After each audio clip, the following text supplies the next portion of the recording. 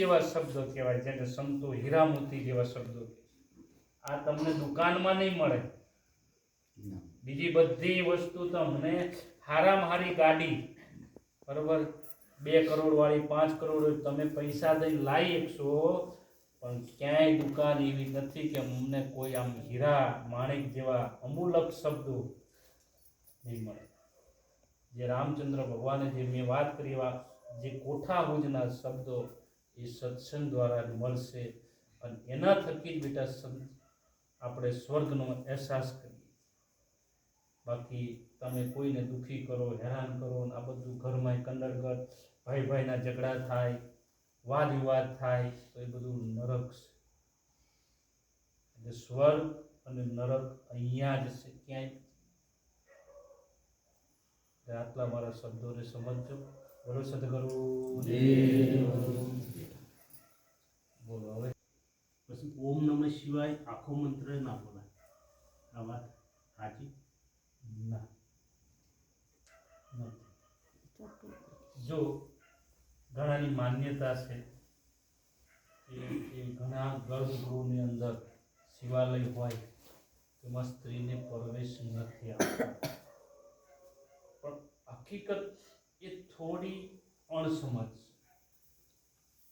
સ્ત્રી વગર તો આખું સર્જન નથી. તમે શિવ અને શક્તિ એનાથી આખું સર્જન. કોઈ એવું નથી કે ગર્ભગૃહમાં એ શિવાલય ઉપર જળ ન ચડાય, એવું નથી. હા, એક કે એ રજસ્વલામાં હોય 5 દિવસ, ત્યારે એ શિવાલયની અંદર કે કોઈ પણ મંદિરમાં ના થઈ શકે, પણ એ બાકીના દિવસોમાં કોઈ વાંધો નથી. અને ગાયત્રી મંત્ર કોઈ પણ બોલી શકે.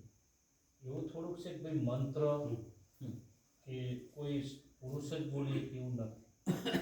ઓમ નમઃ શિવાયના જાપ તમે કે સ્ત્રી ન બોલી શકે એવું નથી.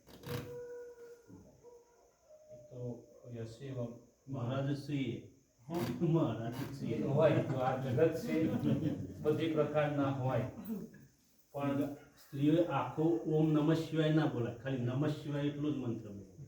ના, ઓમ નહીં બોલે. એમને ના ગાયત્રી મંત્ર ના પાડે. એમને વિજન શું કીધું? ચલો એનો જવાબ નહીં એવડી ના આવે, ખાલી કહેવામાં જ નહીં.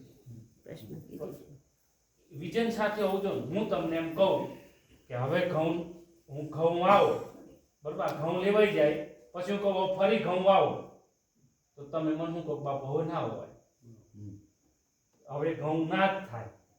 અને તમે મને સમજાવીએ કે બાપુ એ શિયાળાની ઠંડી પડે ને ત્યારે તેનો દાણો પરિપક્વ થાય.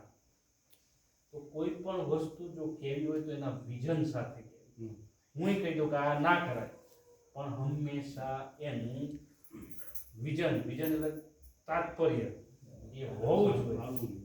જો એવું કીધું જ મને કહો, એવું એટલે તો આ તો મીડિયા એવું છે ના પાડે છે એટલે કીધું છે હોય સ્ત્રીઓ એવું કરવું પડે. કોઈ પણ એના તાત્પર્ય સાથે કે, બરોબર,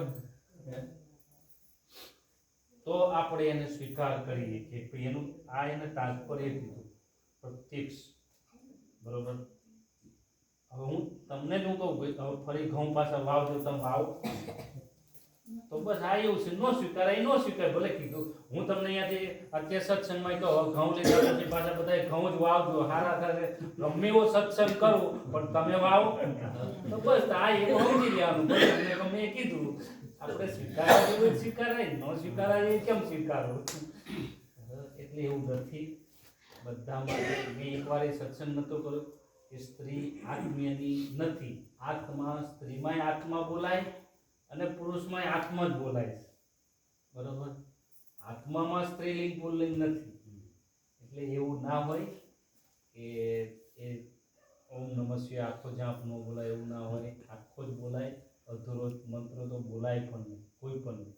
અધૂરું ભજન ગાવું દોષ છે, અધૂરો મંત્ર બોલવાય દોષ છે. બોલો તો પૂરો બોલો, નકર બોલો નહીં. ભજન ગાવ તો આખું ગાવ, નકર ગાવ નહીં. આ મહાપુરુષો. કલાકાર આખી એક વસ્તુ જુદી છે, એની કલાકારી છે, એ તો એની કલાની મોજ છે. બાકી સંત જો ભજન ગાવા બેસશે તો નામ સાથી સાથે પોતે નામાસણ વગરનું એ ભજન નહીં ગાય. એ પૂરું ભજન જ ગાશે, વચ્ચે ભજન નહીં મૂકે. એટલે એવું એમની સમજણ એમને મુબારક. એવું નથી હોતું, બોલાય એવી. અને આપણે એવી ખોટી ભ્રમણામાં જાવું જોઈએ, કારણ કે ભ્રમણા છે બધી, એ વાહિયાત વાતો છે. એમ તો ઘણા સત્સંગમાં નહીં કહેતા કે દીવો ના કરાય. ચલો, ઘણા એવા સત્સંગ તમે સાંભળ્યા જ હશે ને, દીવો ના કરાય, અગરબત્તી ના કરાય, બરોબર, આ હવન યજ્ઞ ઘી ના આમ કરાય, આવું બધું નહીં સત્સંગ કરતા. પણ એ એમનું અધૂરું જ્ઞાન છે. એમને ખબર નથી ઘી યજ્ઞમાં હોમવાથી એના તરંગો આવરણો આકાશમાં એમાં શું કામ કરે છે એમને ખબર નથી. કે દીપક જગાવવાથી શું થાય છે એમને ખબર નથી. એટલે એ જે અધૂરું જ્ઞાન હોય ને, અધૂરો ઘડો છલકાય જાય. પણ પૂર્ણ જ્ઞાની હશે, તમે સમજી લેજો ક્યારેય કોઈનો વિરોધ નહીં કરે. એ વિરોધ એ જ કરે જેને કઈ આમ ઓલું, એ જ વિરોધ. બાકી જે જ્ઞાની માણસ છે કે એ ચાલતી ચાલવા આદિ અનાદિની પરંપરા છે ઓમ નમઃ શિવાય, બરોબર.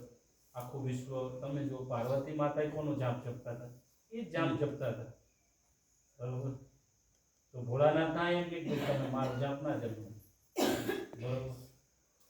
એ કારણ કે વેદ શાસ્ત્ર થી લઈને ચાલે.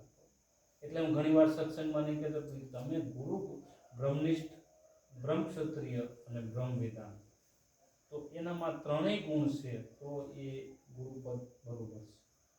બાકી આમાં ઘણા શિષ્ય ભ્રમિત થઈ જાય, આ સાચું કા સાચું નથી. અને આમાં જ આ સંસાર, આમાં જ આ સનાતન જો ધારાને જો કોઈએ જો વખોડી હોય ને, આ સંતોએ કર્યું છે આવું કે તમે આત્માનો સત્સંગ કરો, સત્યનો સત્સંગ કરો. તમે જે નથી